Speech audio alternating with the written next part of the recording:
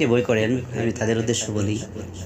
দেখেন, হক পথে চলতে গিয়ে, হক কথা বলতে গিয়ে যদি আপনি মারা যান, এই মৃত্যুটা আপনার জন্য কিন্তু কখনো বৃথা না, এবং এই মৃত্যুটা আপনার জন্য কিন্তু অকল্যাণদায়ক না। আপনি যদি জীবন চলার পথে, মানুষের মৃত্যু কিন্তু একবারই হয়, মৃত্যু কিন্তু বারবার হয় না। একটা মানুষের জীবন নিয়ে মৃত্যু কিন্তু একবারই আসে বা একবারও হয়, হয়তো সেটা কষ্টদায়ক হোক অথবা আরামদায়ক হোক। তো মৃত্যুকে নিয়ে এত চিন্তা কেন? আপনার যেহেতু আপনার জীবন আসছে, জীবন পাইছেন, মরতে হবেই। দেখেন, আসতে গিয়েও একটা মানুষের কিন্তু যখন মায়ের গর্ভে আসে তখন কিন্তু কিছু মাস মায়ের পেটে থাকে এবং একটা সময় মতো দুনিয়াতে আসে। কিন্তু মৃত্যুর কিন্তু তারও কোনো সময় নির্ধারণ নাই। একটা মানুষ মায়ের পেটে যখন একটা মানুষ রূপ হিসাবে পরিণত হয়, তখন কিন্তু মায়ের পেটে একটা বাচ্চা, কিন্তু ওই সময় কিন্তু মানুষ বোঝে যে তখন 2 মাস 3 মাস 4 মাসের মাথায় যে একটা বাচ্চা একটা মায়ের পেটে ধারণ করছে, তখন একটা মানুষ হিসাবে সে রূপান্তরিত হয় মায়ের পেটেই। কিন্তু আসতে গিয়ে একটা মোটামুটি নির্ধারিত সময়ের প্রয়োজন হয়। কিন্তু মৃত্যু তার কোনো গ্যারান্টি নেই, মরতে হবেই। আপনি ভালোভাবে মরেন, হক কথা বলতে গিয়ে মরেন, অথবা বাতিলের পথে চলতে গিয়ে মরেন। ভালো, যদি একটা কথা খেয়াল রাখবেন, যেহেতু মৃত্যু থেকে বাঁচার কোনো উপায় নাই, মরতে হবেই। আর মৃত্যু যেহেতু জীবনে একবার, মৃত্যুকে নিয়ে কখনো বই করবেন না। আর যারা হক পথে চলবেন, হক কথা বলবেন, তারা মনে রাখবেন, যদি হক কথা বলতে গিয়ে, হক পথে চলতে গিয়ে কখনো যদি মারা যান কোনো শত্রুর হাতে, কোনো বেদাতিদের হাতে, কোনো খারাপদের হাতে, জালেমদের হাতে, কখনো আপনার এই মৃত্যু আপনার অকল্যাণ নিয়ে আসবে না ইনশাল্লাহ। কোরআন সুন্নাহর মতামতে যদি আপনি হক পথে চলতে গিয়ে, হক কথা বলতে গিয়ে আপনি মারা যান, আপনার এই মৃত্যুটা শহীদ হিসাবে স্বীকৃতি পাইবেন।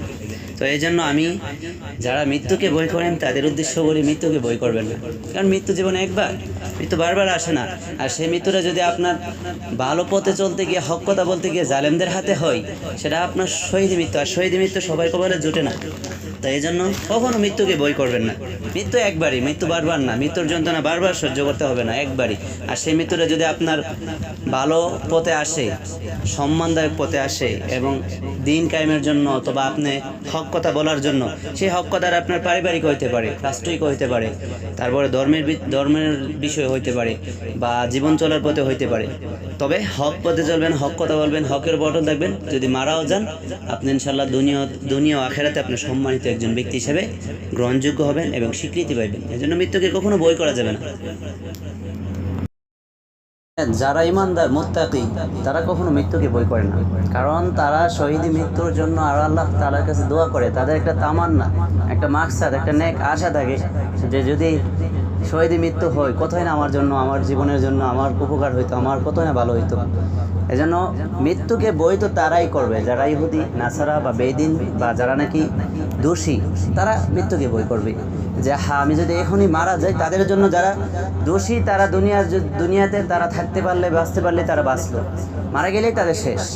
তো এই জন্য যারা ভালো, যারা হকপন্থী, এবং যারা যে সমস্ত মানুষ ইমানদার, তারা কখনো মৃত্যুকে বই পাওয়া, এটা ইমানদারদের জন্য এটা আমি মনে করি শুভকামনা না, বা ইমানদারদের জন্য এটা ভালো কিছু না। যারা ইমানদার হওয়ার পরেও মৃত্যুকে আমরা যারা বই করা যাবে না। মৃত্যু একবারই আসবে, মৃত্যু বারবার আসবে না, মৃত্যু একবারই। আর জীবন যেহেতু পাইছি, মরতে হবেই। এই জন্য কখনো হক কথা বলতে গিয়ে কোনো বাতিলের সামনে মাথা নত করবেন না। কোনো বাতিলের সামনে, সেটা আপনার কাছের মানুষ হোক, সেটা আপনার দূরের মানুষ হোক, বাতিলের কাছে আপনি সবসময় আপনার সিনা টান দিয়ে হক কথা বলে যাওয়ার চেষ্টা করবেন সবাই।